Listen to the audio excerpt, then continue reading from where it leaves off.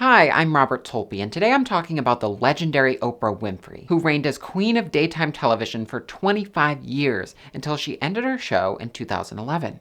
While fans of the show were surely devastated by the show's cancellation, I'm almost glad it was canceled, because a lot of what Oprah aired on it was garbage. We're talking quack doctors, dodgy self-help advice, and lots of psychics. So many psychics. But despite the ludicrousness of the content Oprah threw at her viewers on the show, they bought it.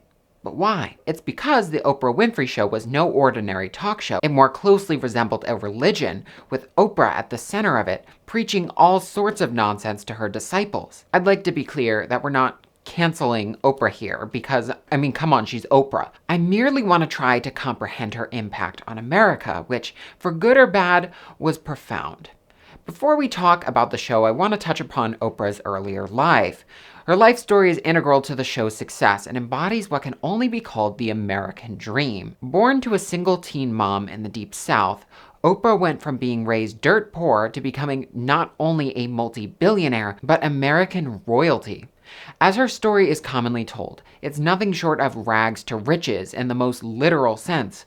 When she was young, she was so poor that she wore clothes that her grandmother sewed for her out of potato sacks. In her teenage years, she went to live with her father, who encouraged her to excel in school, which she did, and she received a full scholarship to college. At 19, when she was a sophomore in college, she got her first TV job for the local news. After bouncing from network to network, climbing the ranks, she finally got a job hosting a low-key morning show called AM Chicago, which quickly became the highest-rated talk show in the city. It was this talk show that later became the Oprah Winfrey Show. And by 1988, it was the most popular talk show on daytime national television. Earlier episodes of the show covered a lot of topics you'd see in Cosmopolitan magazine, but along with light topics such as what makes men and women sexy, some episodes covered serious issues, including gay rights, white supremacy, and the AIDS epidemic. Although the show did have its unhinged circus sideshow moments, you gotta give credit where credit is due. And Oprah's show had a lot of iconic moments that were really groundbreaking for daytime television at the time. But groundbreaking, insightful television will never be popular because this is America. And towards the end of the 1980s, people wanted to see a spectacle as opposed to a regular talk show. And this reduced Oprah's viewership. In fact, at one point, Jerry Springer briefly surpassed the Oprah Winfrey Show in ratings, taking its #1 spot in February of 1988. Though Jerry Springer's spectacular fights and endless drama was more readily consumable, it was trashy and didn't fulfill any of the higher-level emotional needs of its viewers, and Oprah seemed to know the best way to compete with it. After a couple years of just chugging along, the Oprah Winfrey Show began to rebrand. It became what Oprah called Change Your Life TV, and devoted more and more airtime to segments about personal improvement, with Oprah at the center of each episode.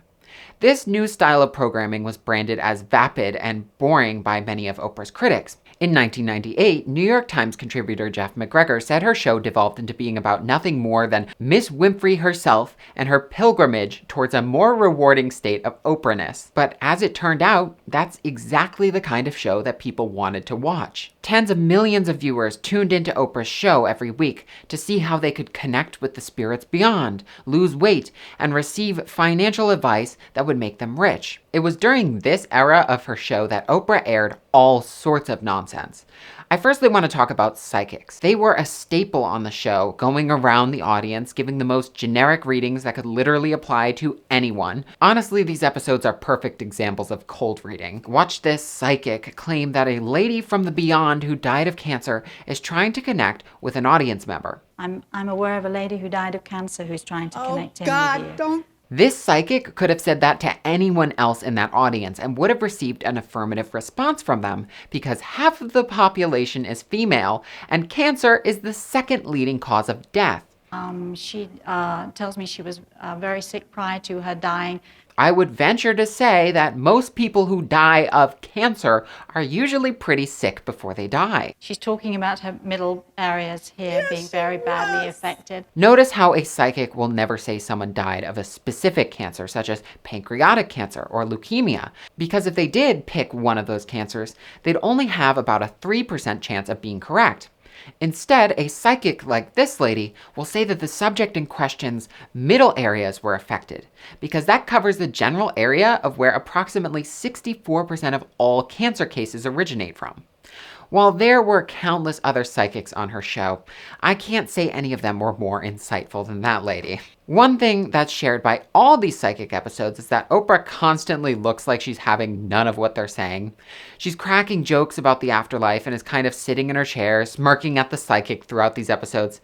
It makes me question, does she believe in any of this? While Oprah claims to be a very spiritual person, a lot of her guests were such obvious frauds that it's hard for me to believe that she didn't know something was up. I mean, the reason why she's so good at her job is because she's very adept at picking up the kinds of small social cues that would be a dead giveaway that these psychics were just spinning BS. But I can't read her mind and say that she knows or doesn't know whether or not these people are faking it. You know, sometimes I would almost forgive her if she did believe in some of these people's shenanigans, as some of these nut jobs are quite good at faking it. Although he isn't a psychic, I have to bring up Dr. Brian Weiss again, even though I already made a full video about this guy. If you haven't heard of him, Dr. Weiss is an actual practicing psychiatrist with a degree from the Yale School of Medicine, who claims to be able to hypnotize people into remembering their past lives. This guy's modus operandi is to basically put someone in trance, ask them leading questions to implant ideas into their head, guiding them into confabulating elaborate stories about their past lives. If you want a moment-by-moment breakdown of one of his sessions, check out my other video on Dr. Brian Weiss. Although the past life stories that Dr. Weiss recovers under hypnosis are just pseudo-memories, they feel very real to the patient. And because he's hunting for the past life trauma that caused the phobia or anxiety that they're trying to treat, he puts these people through these horrible psychological experiences of war, car crashes, and witnessing brutal assaults, among other things. Obviously, what he's doing is completely unethical. These people need to be treated with a safe and effective method like cognitive behavioral therapy. They certainly don't need to be hypnotized into remembering tragic events that never happened to them. Oprah has brought a lot of other people with the title doctor in front of their names on the show, and many of these people have also made questionable claims, mostly in the domain of health and wellness. Perhaps the most notorious doctor on the show was Dr. Oz.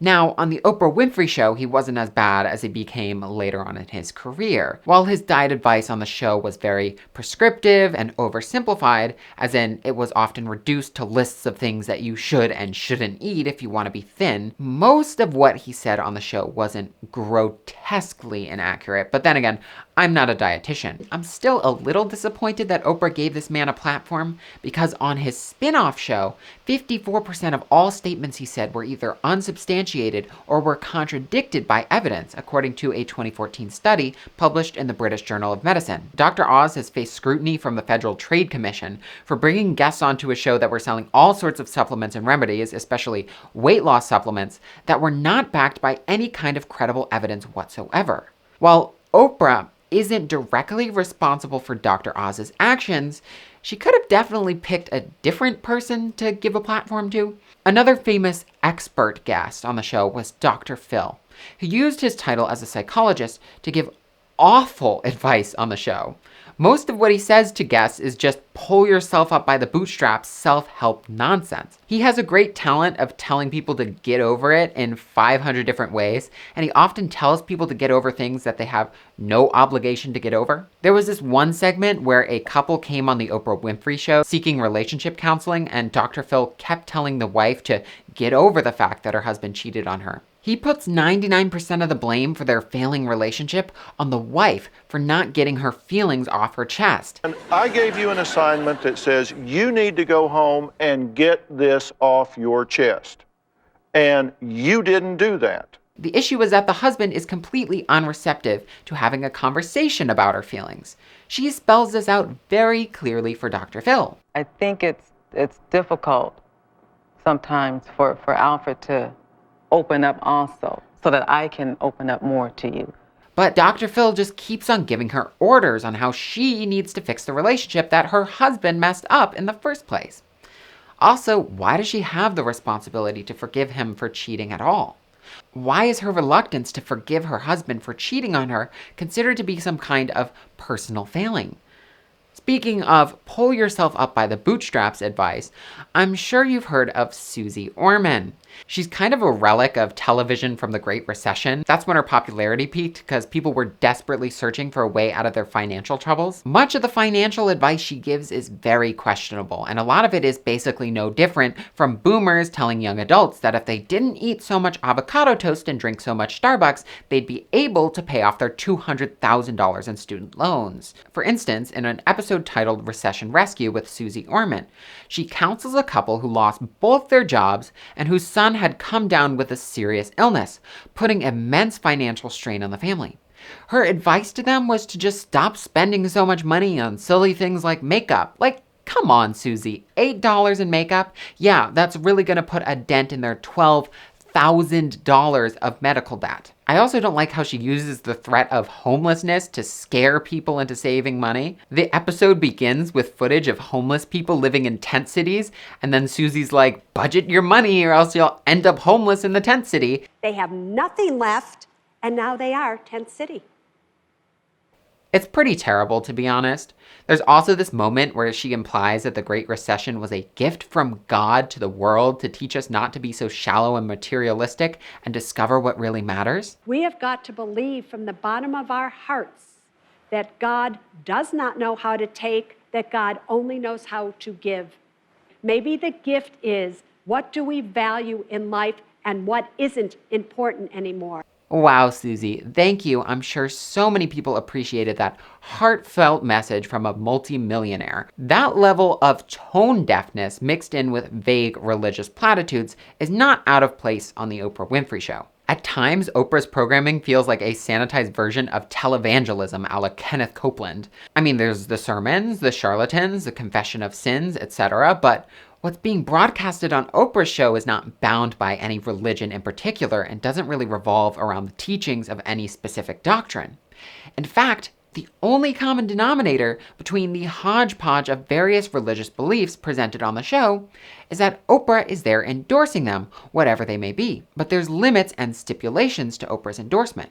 As religious scholar Kathryn Lofton points out, none of the religious practices presented on the show are allowed to disrupt the capitalist framework that is built upon. An example Lofton provides is from an episode made only a few weeks after 9/11, which followed the daily lives of American Muslim women to prove that they are just like any other American. She shows montages of Muslim women caring for their family, putting on makeup, listening to rock music, doing all the things that Americans do, of course. Oprah ends the show saying, quote, "Modern Muslim women, join us online at oprah.com. Modern Muslim women." The script says to shake your fist in the air, this part of the transcript. What Lofton finds so interesting about that quote is the way Oprah uses the word modern to describe the kind of Muslim women featured in the episode. Oprah doesn't merely use the word to exclude apparently not so modern Muslim women from her call to action. She uses it in a way that demonstrates that her idea of a modern religious person is one that doesn't allow for religion to interfere with consumption under capitalism. To Oprah, a religion that limits one's ability to go shopping, wear makeup, and consume music is backward and incompatible with her beliefs. Therefore, to embrace modern spirituality in Oprah's eyes, you have to embrace the capitalist system we live in at the same time. And the most convenient way to do this is to consume as Oprah does, to buy the books that she recommends, eat the foods that she eats, and ultimately follow her every thought, word, and deed toward what we are told is supposed to feel like a higher level of spiritual awakening, but feels more like just any other trip to the mall. Anyways, I'm Robert Tolpe, and if you like this video, don't forget to like, comment, share, and subscribe. And to my all-access patrons and above, don't forget to check out the new mini video I posted about the psychics of the Great Recession. Thank you for watching. Bye-bye.